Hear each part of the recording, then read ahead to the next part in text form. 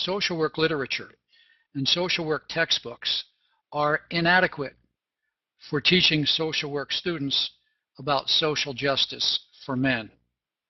Let's take a look at that situation. We'll look at social work textbooks in a few minutes, but right now we're going to look at 2 social work journals and see the results of database searches using the words men and women as subject words. First, the results for CSWE's Journal of Social Work Education from 1990 to 2014.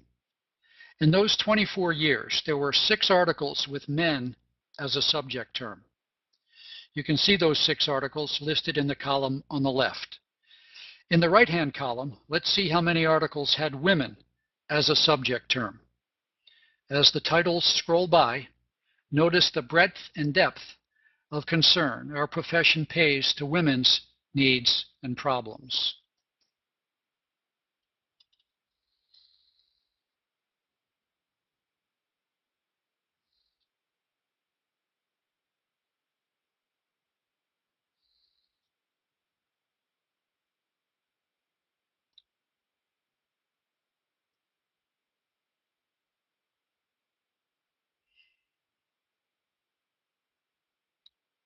"41, almost 7 times as many with the subject term women as with the subject term men.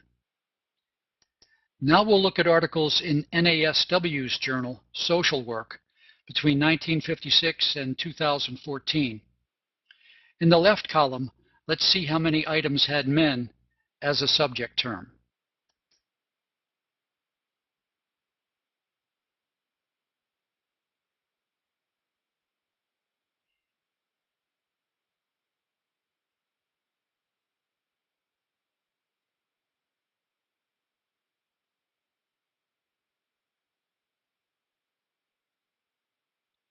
"34. And how many had women as a subject term? Again, as we scroll through the list, take note of the great variety of women's issues the journal has covered.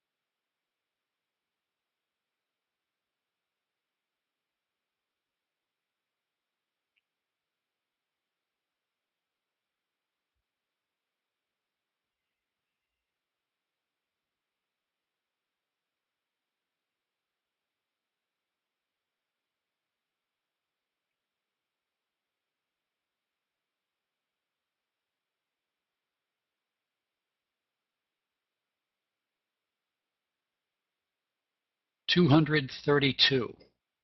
Again, almost 7 times as many with the subject term women as with the subject term men. At least 2 researchers have published articles on this situation. Here's an item from 1990. Where are the fathers in social work literature? A review of 5 major social work journals published during a 27-year period indicates that the literature on fathers is sparse. The view of fathers that emerges from articles that have been published shows fathers as perpetrators, as missing, and as embattled. If the social work profession is to remain committed to working with families, then researchers and practitioners must study the changing patterns of fatherhood. And here is another item from 2002. Heterosexual males, a group forgotten by the profession of social work. Social work literature has mainly focused upon females and gay males. A search was undertaken of general references to heterosexual males in published social work articles and appearing in book reviews and publishers' ads in 2 prominent social work journals during the last decade. The conclusion reached was that heterosexual males are seldom discussed, and when they are discussed, they are portrayed in a very biased manner. It is believed that social workers do not receive necessary preparation for understanding and working with heterosexual males, especially from minority and immigrant groups who are facing emotional, physical, interpersonal, and family problems. A stereotypic view of heterosexual males is both unfair and untrue, and precludes necessary attention in the classroom and in practice to their normative needs and special problems. The treatment of men in social work and social justice textbooks reveals the same shortcoming. We'll look briefly at the indexes of 4 textbooks currently in use. First, this book published in 2007. Notice that men are not mentioned at all in the index. Next, this one published in 2011. Here, men are mentioned in the index, but only as causing social justice problems, not as having social justice problems. Third, this textbook published in 2012. Again, men are not mentioned at all in the index. And finally, this book, also published in 2012. Here we see reference to men's power and privilege, but no mention of problems or difficulties. By contrast, this textbook has an extensive catalog of issues directly relevant to women. So, what accounts for this rather remarkable imbalance in social work journals and social work textbooks? In social work, we often refer to male power as the patriarchy. It is often depicted as a pyramid because male power tends to be hierarchical. The golden dollar sign at the top of the hierarchy represents money, but not just money. It also represents things associated with money: political power, physical comfort and security, and opportunity for self-fulfillment, to name a few. Meanwhile, women's powerlessness is represented by the low pink line down and to the right. We're familiar with the sexism that maintained and justified this imbalance. The idea was that it was inevitable and even natural that men should have money and power because men are naturally smart, strong, and capable, while women by nature are weak and silly. Or so the thinking went. And here is how we typically envision male power operating. Men have all the power, and they use it to oppress women. It seems only right and just that in this circumstance, women should be the objects of our concern. But what if there's more to this picture than just patriarchy? Instead of looking at this situation horizontally across the landscape, what if we look at it from another perspective? Let's imagine that we're getting into a helicopter and flying above the patriarchy so we can look down on it from above. Now we're going up,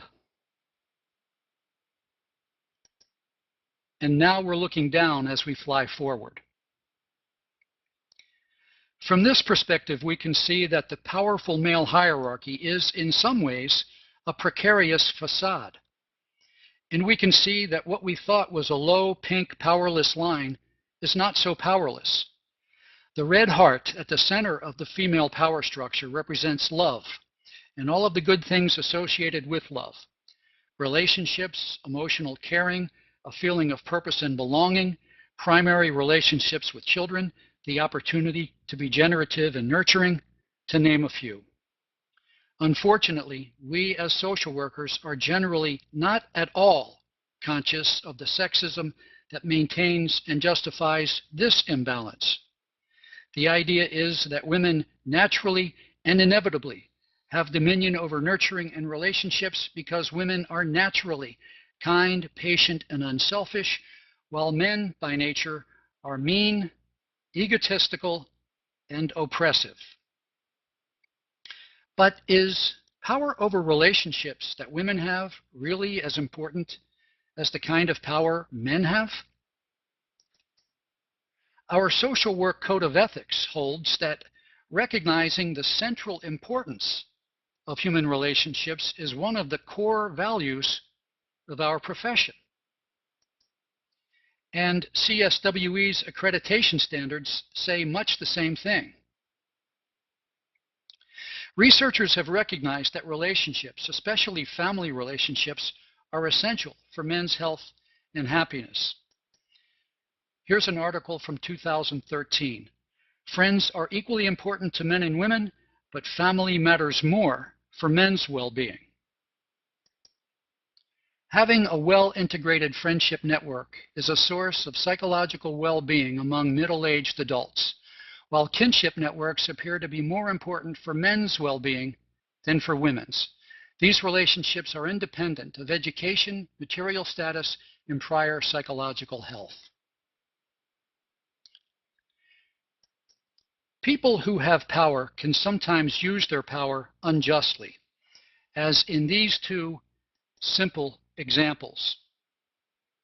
They both begin with, "If you don't do what I say." A man might abuse his economic power like this: "If you don't do what I say, you will never get another penny from me." And a woman might abuse her relationship power like this: "If you don't do what I say, I'll make sure you never see your kids again." Remember this book? It was the least balanced of the four we looked at earlier. Ironically, the authors instruct us on how important it is not to ignore any group, even as they almost completely ignore men.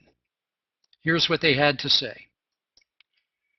The exclusionary thinking that comes from past frames of vision simply does not reveal the intricate interconnections that exist among the different groups that comprise U.S. society.